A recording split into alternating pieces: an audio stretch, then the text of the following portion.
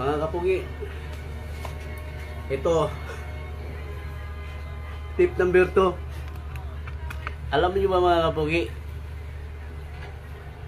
ang sikreto kung paano magugustuhan ng mga babae.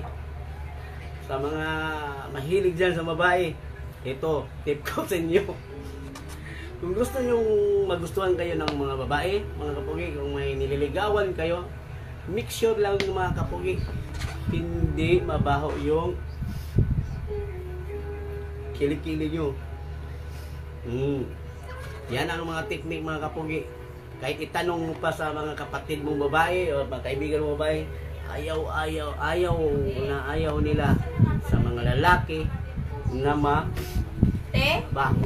Ganun pa rin. Kaya, mga kapugi, Ganun pa rin. ligo tayo araw-araw, tapos kung may putok,